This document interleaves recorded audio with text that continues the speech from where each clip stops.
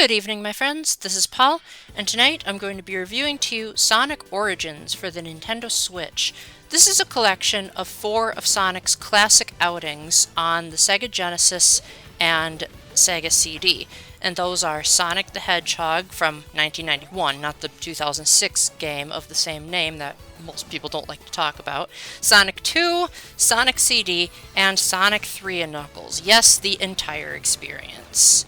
In addition to that, you also have lots and lots of extras to sink your teeth into. You have concept art, songs, and lots of movies to watch, but we'll get to those in a little bit. You also have the option to do what's called story mode, where you play through all of the games as one continuous experience. That option, to my knowledge, only lets you play as Sonic and also skips all of the menus, so I didn't try it for very much because I wanted to experiment with the multiple characters angle.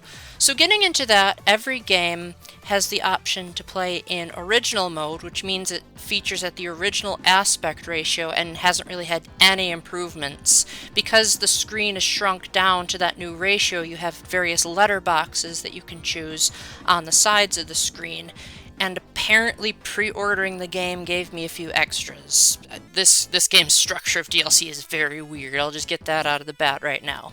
You can also choose to play in Anniversary mode, where the games are fully optimized to fit both the entire Switch and your entire TV, so aka full screen mode. They've also gotten some graphical touch-ups. Most of them aren't very noticeable, but it's once you get to the special stages that you really appreciate the extra polish, as most of them, the fake 3D no longer is headache-inducing, and the frame rate just seems so much smoother in all of the ones that I tested. Anniversary mode also gives you unlimited lives, but to replace the extra life capsules that you would normally get, there are coin capsules. Now you can get coins in other ways besides that.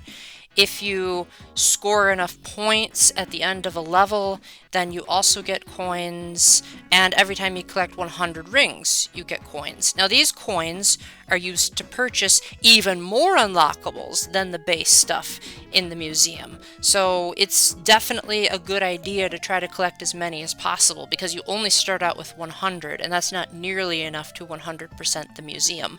You can also get coins by doing the missions. Each game has a variety of separated tasks where the game developers close off a specific area of one of the levels and you do, well, a mission. The name kind of gives it away. For instance, you might have to pop a bunch of balloons while playing as Tails, or you might have to grab a bunch of rings with the suction feature of the lightning barrier in Sonic 3. You can also choose which game to do the missions in, so if you don't like the controls of Sonic CD, you can go ahead and ignore that. And you get lots of coins for doing these missions successfully. You can probably just spam a mission that you're good at and keep getting an S rank, and you'll farm in those coins no problem. So you shouldn't really have a problem unlocking any of the unlockables. I found that these missions were pretty good. Some people might be disappointed to know that a lot of the new levels are just sections that were already accessible, but now with a bunch of ugly gray blocks creating artificial borders. I personally didn't really mind. I thought they were really well designed and really tested me on how well I knew the mechanics of Sonic 3, because again, I didn't really want to do the other games, because Sonic 3 is by far my favorite game in this collection. And if the missions weren't enough, there are also lots of other ways to play the games, again depending on when you purchase the game and how much DLC you bought. So for instance, you can play mirror mode, where the entire game is reversed if you really think you know each Sonic level really well as a boss rush mode, where you can fight the bosses in a row. Neither of these modes really interested me, so I didn't bother testing them, but I assume Sonic purists will get a kick out of them. And then, if you choose Sonic 3, you have the option to play the Blue Spheres minigame. Now, there are also apparently additional character animations and additional hard missions if you buy the Premium Fun Pack DLC. I didn't bother. I only bought the Classic Music Pack, which, again, we'll get into momentarily, but let's just say it would have been nice if you could have just had all this unlocked from the start. Like, the DLC isn't that much more money, but still the fact that Sega would charge extra money for things that seem like no-brainers, like, why would you pay for character animations on the title screen? That seems like an elementary thing to throw in. Regardless, I do think it is nice that there are lots and lots of options to customize your experience, and you can even turn off the sound effects, which that part is really cool. Now, on to the museum stuff. Many people were disappointed with how Nintendo handled Mario's 35th anniversary. So did Sonic's 30th anniversary hold up? Oh, heck yeah. Maybe not the entire thing was fantastic, but in this package alone, Sega ran laps around Mario's efforts in Super Mario 3D All-Stars. I guess the saying still is, Sega does what Nintendon't. Jokes aside, the museum is separated into 3 different sections. There's sounds, illustrations, and movies. Illustrations are pretty self-explanatory. Most of the time they're just drawings of various things from throughout the Sonic universe, although there are also some really cool additional stuff. Like, you can view the entire manuals for all of the games, including the ones in Japanese and the European versions. So if you know how to translate Japanese, then that might be cool to see where the wording differs. And there's just so much illustration work that I haven't even unlocked most of it. I'm not really the kind of guy that likes browsing through concept art, but even I can admit that Sega went well over what they needed to do. This certainly wasn't a bare minimum type of effort. And we're only on the illustrations. We haven't even gotten to the other stuff. Going into sounds, you can listen to the entire soundtracks of all of the games on the collection. And if you bought the Classic Music Pack DLC, you also get the soundtracks for Knuckles Chaotix, Sonic Spinball, and Sonic 3D Blast. Now, the DLC was a little bit disappointing for me because the way it was worded on the eShop made it sound like there would be remixes of classic Sonic tunes, but no, all it really is you get the soundtracks for those 3 original games, and that's it. They say that they're remastered. They don't sound remastered to me. Maybe my ears just aren't used to that quality, but they still sound like they're coming out of a Sega Genesis. They don't sound like, for example, how Wind Waker HD remastered all of the music from Wind Waker when it came to the Wii U. In the premium selection of the sounds menu, you also get additional remixes from other Sonic games.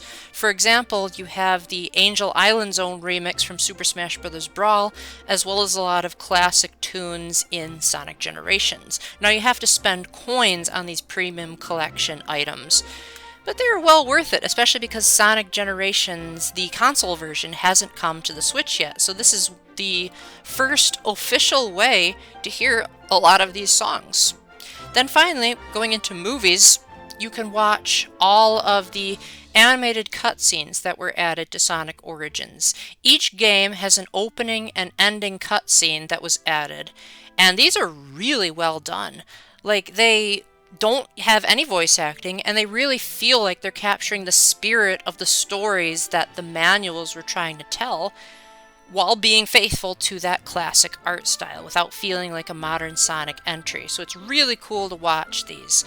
There's also an opening and ending movie for the collection in general. You unlock the ending movie by beating all of the games, which was no easy task. I lost a lot of sleep on Sonic 2 alone. And there's even 3 animated shorts for the Sonic Mania Adventures series that released to celebrate the release of Sonic Mania Plus, as well as 3 excerpts from the Sonic 30th Anniversary Symphony. Wow, Sega really outdid themselves. So I say that this collection is worth purchasing for all these extras alone, in addition to the 4 games included. For the rest of this review, I'm going to look at each of the games individually. I'm not going to go super in-depth on them because I've already done reviews on all of them on this channel except for Sonic CD. In the case of Sonic 2, I've reviewed it 3 times, so these thoughts are going to be relatively brief. Just what do I think of them in general, and is the collection worth it if you like these games? So my verdict is I love Sonic Origins. I think it's a fantastic celebration and a great way to have lots of great Sonic music and movies on my Switch, and a great way to play an assortment of Sonic's classics. The first Sonic the Hedgehog game was pretty rough around the edges when I reviewed it. it seemed very slow by Sonic's standards, with the exception of the Green Hill Zone, and it felt like too many of the levels felt like corridors, and you didn't really have a whole lot of ways to build up speed and zoom around. It felt like you were constantly bumping into walls. And this time around, that feeling still presided a little bit, but not nearly as much, due to the fact that you can choose between Sonic, Tails, and Knuckles. I chose Knuckles because there's a lot of hallways and vertical movement, and that really helped a lot. His gliding maneuver helped me skip certain parts of the levels, because again, this is not one of my favorite Sonic games. But that did not excuse the Labyrinth Zone from still being dreadfully awful. Not only was it very slow, and it's also a water level, so that made it even slower, but the boss battle kept forcing me to climb this tower with hardly any rings. I think it just gave me one shield, and that was it. And I really hate it when these old Sonic games put artificial restrictions on how much you can carry and how much you can get hit. Like, at least give us some wiggle room here. At least the final boss was pretty easy.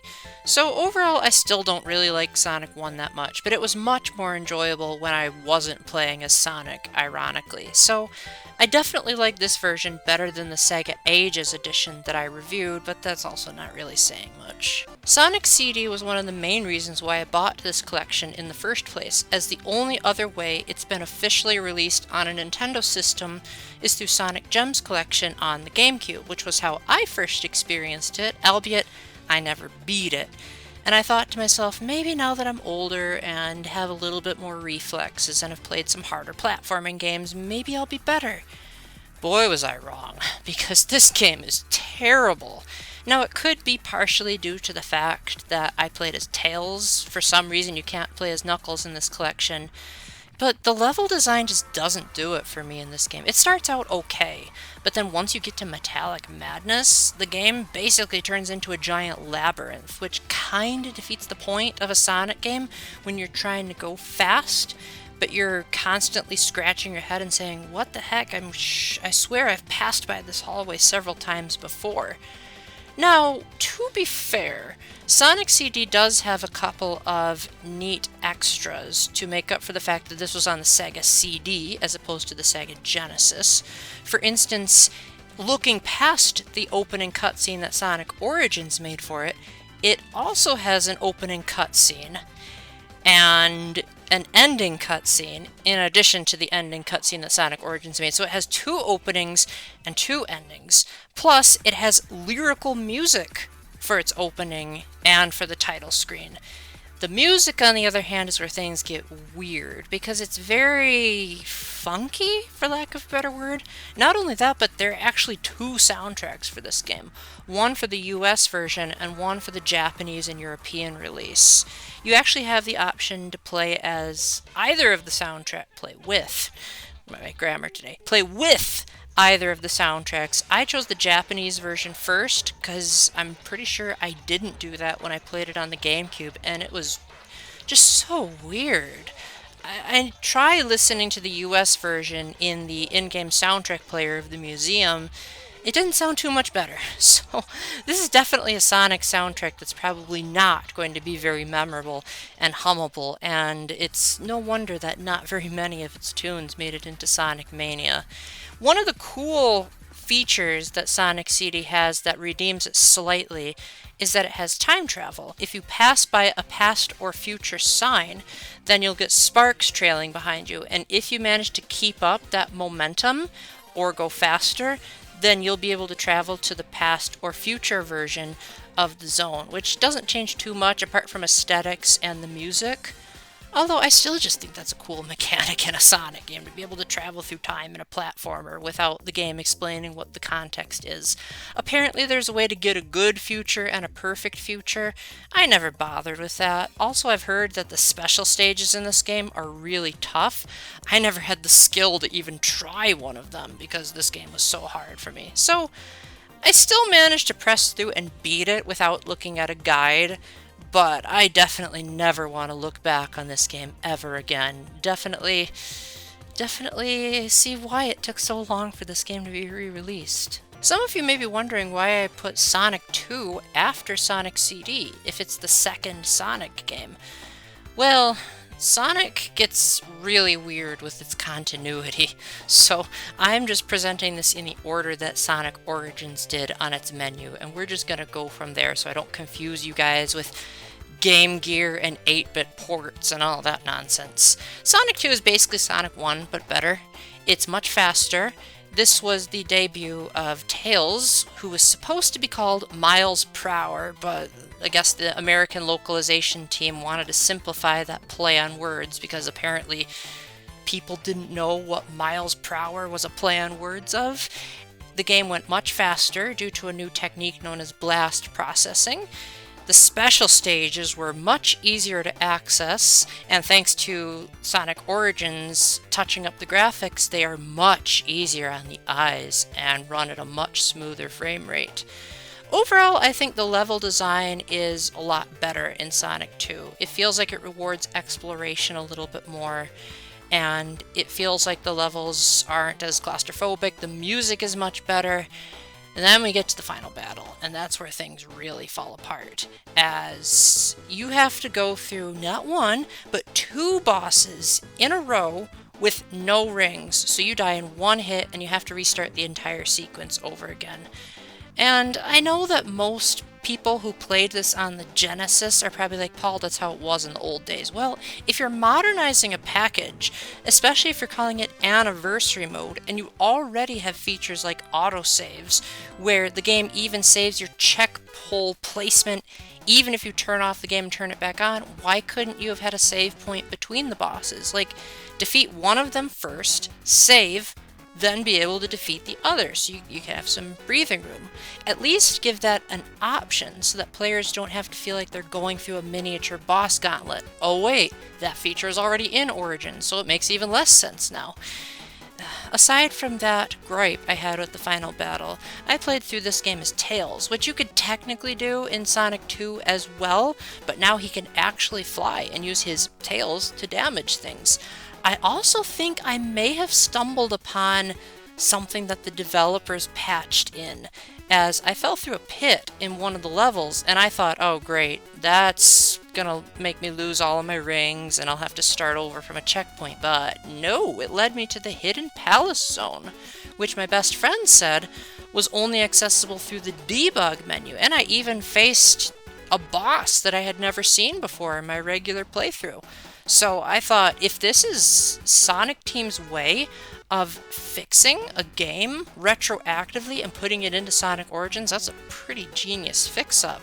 And if that really was the case, and it wasn't just me being oblivious to that secret all these years, that would have been a great advertising point, is, hey guys, Sonic 2 features beta content, now fully restored. Man, this game would have had a great selling point. So, Sonic 2 is pretty good. Final battle is terrible. Most of the level design is pretty okay, and in Anniversary Mode it's much more fair with its checkpoint placement and not forcing you to start over. So, I definitely think this is much better of an experience than Sega Age's Sonic 2, 3D Sonic 2, and the Sega Genesis Classics version that I reviewed. Hopefully this is the fourth and final time I ever have to review this game. And finally, we have the game that people thought would never be re-released again due to the fact that supposedly Michael Jackson worked on the music for this game, is Sonic 3 and Knuckles, the full experience. You cannot separate them, even if you try. So this is a humongous Sonic game with 12 zones to discover, 3 characters to play as, and the game takes into account the multiple characters this time, unlike the previous collections, and actually designs the levels so that some parts of them are only accessible as Sonic and Tails, and some only as Knuckles. So the game has much more replay value, as there are even entire zones that only Sonic can explore, or entire parts of the areas that Knuckles can explore. I would say Knuckles has the easy mode, but Sonic has more story and more epic moments. So take whichever one you want. This game also introduced elemental shields. Instead of just the basic shields that Sonic 1 and 2 had, Sonic 3 now has the fire, lightning, and bubble shields, which Sonic can have special powers by using them, such as dashing forward with the flame shield, double jumping with the lightning shield, and bouncing off the floor with the bubble shield. In addition to the flame shield protecting the character from flames, the lightning shield sucking in nearby rings, and the water shield giving you unlimited air. This game also has much better music. Like, this has some of the best music I've ever heard in the entire Sonic series. And most of the composers were non-Japanese, so I wonder if that's just because American style was really seeping in. Now, one thing that's interesting about the Sonic Origins version of Sonic 3 is that this is the first time on a Nintendo system that we've been able to hear the PC renditions of the themes for Casino Night, Ice Cap, and Launch Base zones. Now, these PC remakes were likely done because the original versions were actually done by Michael Jackson, and they didn't want to get in trouble with copyrights or whatever was holding them back. And so they actually sound downgraded so that they sound as though they were always on the Sega Genesis. I actually experienced these renditions first, so when I saw my best friend playing the actual Sega Genesis version, I was like, what did they do to the Casino Night Zone music? It sounds terrible. So I'm personally really happy with this change. Some purists might wish that you had the option to play the original songs with the beatboxing and everything. I'm personally okay with it. Those original songs were kind of repetitive and felt like they were really out of place in the Sonic 3 music selection, like they were done by a different composer. Sonic 3 is a very epic game and still holds up really well to this day. I would say if you don't like any of the other games so far, Sonic 3 and Knuckles is more than worth the price of admission alone, and I think you will have a blast playing it, especially if you replay it with Sonic and Knuckles or Sonic and Tails, and get the full experience that Sega originally intended. So with that, thank you very much for watching this review. Let me know if I missed anything. I swear I'm much bigger of a Sonic fan than I am a Pac-Man fan, so people that complained about that review shouldn't complain as much about this one, because me and Sonic go way back. So until the next time, remember to keep the faith, stay epic, and God bless. Bye!